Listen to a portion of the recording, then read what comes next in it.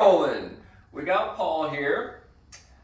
Thank you for coming in. He agreed because he's got a very special case here. This is one of the things that I actually wrote about in my first book. He fell off of his bicycle a few weeks ago.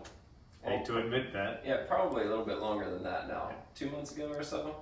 Yeah, almost about 2 months ago. Shoulder, took the blunt force of it. Yep. Came in for a handful of sessions.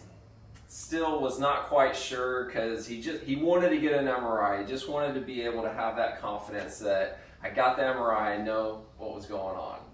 So we got the MRI. Drum roll. It is one of the worst MRIs that I have ever seen in my career, ever. He's got an acute full thickness tear of his supraspinatus and an acute full thickness tear of the subscapularis. So this MRI is saying he has a acute, brand new, full thickness tear of 2 out of the 4 rotator cuff muscles. This is scary, but this is just a tool. It's just a tool because this tool has to match clinical presentation. So I didn't even look at this. The first thing I did was I said, Paul, can you raise your arm up? I was like, you don't need surgery. I forbid you to have surgery. And I didn't even look at this yet. I was like, okay, just for fun, let's go out to the side.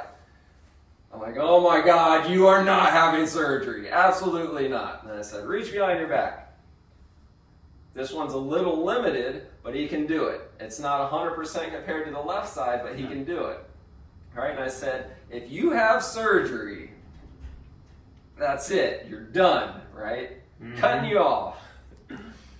But the point of it is, when you have a full thickness tear of a rotator cuff, the way it presents clinically is you go to raise your arm up, but you can't get it up any higher. You have to shrug your shoulder up. Paul's raising his shoulder up, no problem, to the front, no problem to the side, and even getting it behind his back. So even if this MRI is correct, he doesn't need surgery.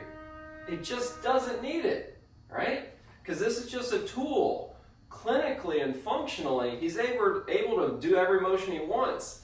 His one thing is he is having trouble sleeping, right? So what we're talking about, we spent the past 20 minutes talking about is, let's give this thing a really diligent effort. Let's hit this thing hard. Let's work on strengthening all these muscles because there's at least 15 other muscles that help raise the shoulder up, even if those 2 muscles are torn. Let's work on strengthening those other 15 muscles, and I can't imagine that doesn't help you get better sleep. And I can't imagine that. I really think that this is the wrong MRI. I really do. I think they put your name on it with some. I think this is some 90-year-old frail person's MRI right here because you're not frail at all. You got muscles. I mean, this is it. So take-home message is, an MRI is just a tool. You can have a false positive and you can have a false negative. I would assume, I can't point fingers or anything, but I would say that this is most likely a false positive, meaning that just because it says that you got full thickness tears, maybe there was maybe the MRI was having a bad day that day. Maybe the imager wasn't imaging correctly that day. But anyways, I hope that helps some of you people out there where the MRI is not the end-all be-all. It has to match clinical presentation. So we're going to give this thing a diligent effort. If it's okay with Paul, we'll record another video at the end and say, yeah, I'm sleeping better, I'm doing everything I want, I'm golfing, I'm a scratch golfer now, right? In my mind, yes. Yeah, we're kicking ass, we're winning tournaments, so that's what we'll be doing or working towards. Thank you very much for letting me record this thing, Paul. This is going to help out. All right.